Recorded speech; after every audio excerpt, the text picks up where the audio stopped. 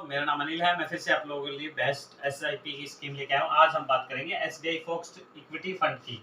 बहुत बढ़िया फंड है एसबीआई का ये। एसबीआई के टोटली म्यूचुअल फंड जितने भी हैं सारे के सारे बेस्ट हैं, पर ये वाला है ये भी कुछ खास है। मैं इसलिए बताता हूँ इसको आपको, ताकि आपको पता लग जाए कि इस फंड में क्या है क्या नहीं। मैं टोटली इस पूरे वीडियो में आपको इसकी डिटेल बताऊंगा। 29 जून 1987 की शुरुआत हुई थी इस म्यूचुअल फंड की। आप ये लगा सकते हो उस टाइम हमारा करीब करीब जन्म भी नहीं हुआ था 87 में, और ये स्टार्ट हो चुका था। एनएवी की बात करें, नेट एसेट वैल्यू 295 रुपए है। रेटिंग की बात करें 3 स्टार मिले हुए हैं इसको। फंड साइज की बात करें तो करीब करीब 29,772 करोड़ रुपए लोगों ने लगा रखा है। सर मैं आप लोगों से रिक्वेस्ट करना चाहूंगा, किसी भी म्यूचुअल फंड में पैसा लगाइए, आप एसबीआई में लगाइए या जिस मर्जी में लगाइए, पर आप कम से कम उसका जो ये फंड साइज है वो चेक कर लीजिए। 5,000 करोड़ से ऊपर का है तो ही पैसे लगाइए। कई लोग कहते हैं पैसे डूब जाएंगे, खराब हो जाएंगे, कहीं कोई कंपनी में तो नहीं लगा दिए, कहीं गलत जगह तो नहीं लग गए। तो आप ये देखो कि एसबीआई का लोगों में भरोसा है, तभी 29,000 करोड़ रुपए बने हुए हैं। मैं कहता हूँ 1,000 करोड़ में पूरा का पूरा बैंक होता है।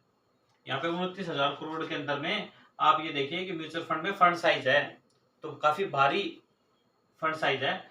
और होल्डिंग की बात कर रहे थे 23। अब ये जो 23 है यही इस म्यूचुअल फंड का मेन मकसद है कि यहीं से पैसा निकलेगा आपको। 23 क्या है, ये टोटल ही हमारा पैसा शेयर मार्केट में लगता है।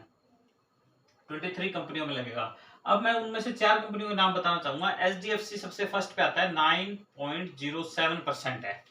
आप ये लगा लीजिए 9.07% पैसा। मान लो आपने कितना भी पैसा लगाया, उसका पैसा 9.07% इसमें चला गया, ठीक है। और आईसीआईसी बैंक में देखिए 8.63 है, भारतीय एयरटेल में 5.91 के करीब है, एसबीआई बैंक में 5.43 के करीब है।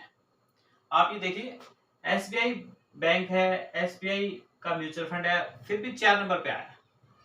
सबसे पहले एचडीएफसी में लगाया हुआ प्राइवेट बैंक है, उसके बावजूद भी 9.70 के करीब पैसा लगा रखा है। तो आप सब मतलब समझ सकते हो कि पैसा जो ज्यादा बना के देगा, जहां से ज्यादा रिटर्न मिलेगा, वहीं पे म्यूचुअल फंड अपना पैसा डालेंगे। मतलब एक तरह से 23 डब्बे हैं, उन 23 डब्बों में सबसे ज्यादा पैसा इस डब्बे में डाला गया, एचडीएफसी बैंक के अंदर। क्यों? क्योंकि रिटर्न ज्यादा निकाल के देता है, तभी इतना पैसा इसमें डाला गया है। अगर आप इसका स्टॉक चेक करोगे, अगर इसका एक स्टॉक भी अगर आप खरीदते हो तो करीब करीब 1500 रुपए का स्टॉक है इसका, जबकि एसबीआई का 596 या 97 के अराउंड चलता है। तो आप सोच सकते हो कि ये मार्केट का सबसे ज्यादा पैसा एचडीएफसी बैंक ने अपने पास रख रखा है। क्यों? क्योंकि बना के भी रिटर्न बढ़िया देता है, मैनेजमेंट बहुत बढ़िया है, सिस्टम बहुत बढ़िया है। जैसे एसबीआई का है वैसे एचडीएफसी का है। आईसीआईसी बैंक को भी लोग जानते हैं, आईसीआईसी में काफी बेहतर है, 8.63 के करीब परसेंट लगा रखा है, भारतीय एयरटेल में 5.9 के करीब, एसबीआई बैंक में 5.43 के करीब। यही पैसा, यही बैंक हमें पैसा बना के देगा। ये स्टॉक ऊपर चढ़ेंगे, हमारे पैसे ऊपर चढ़ेंगे, सीधी सी बात है। हमें ज्यादा दिमाग नहीं लगाना, हमें तो केवल अपनी एसआईपी करनी है, सिस्टमेटिक इन्वेस्टमेंट प्लान। आगे बताता हूँ। एक्सपेंस रेशियो की बात करें 0.74 के करीब है। एग्जिट लोड की बात करें 1% है, एक साल से अगर पहले पैसे निकलवाओगे। और एयूएम करीब करीब इसका 8 लाख करोड़ रुपए है, काफी बड़ा है। कई लोग सोचते हैं कि मेरा पैसा कहीं फंस तो नहीं जाएगा। सर यहाँ पे 8 लाख करोड़ रुपए हैं एयूएम के अंदर में, टेंशन लेने की जरूरत नहीं है। आल रिटर्न की बात करें तो 15.59 है, 5 ईयर की बात करें 17.65 है, 3 ईयर की बात करें तो 23.63 के करीब है। अब केवल बात आ जाती है म्यूचुअल फंड की कि कितने की एसआईपी करें। अगर आप 20-25 हजार रुपये कमाते हो तो अगर आपको मतलब मोटा पैसा चाहिए तो ज्यादा पैसे की एसआईपी कीजिए। सर मैं नहीं कहता कि आप 100 रुपए की स्टार्ट कर लो, 200 की स्टार्ट कर लो, उसमें इतना रिटर्न नहीं बनेगा। जितने पैसे डालोगे उतना ही बेहतरीन रिटर्न बनेगा। तो 5,000 रुपए की एसआईपी स्टार्ट कीजिए आप, 15% का रिटर्न पे 24 साल में आपने जमा करे 14,40,000 रुपए, और करीब करीब 1,40,00,000 रुपए आपको मिल जाएंगे। अगर यही पैसा हम पीपीएफ में डालते तो कितना बनता? 7.1% ब्याज लगता, 15% का सिर्फ आधा आधा लगा लो आप, करीब करीब 70 लाख के करीब, 50 हो गया, 15 के करीब है, 7.1% इंटरेस्ट मिलता ईपीएफ के अंदर में। मान लो आपने 1 लाख रुपए लगाया तो 7100 रुपये ब्याज है।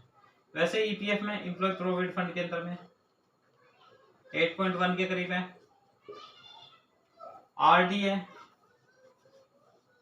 एफडी है, करीब 6% की वैल्यू। सुकन्या योजना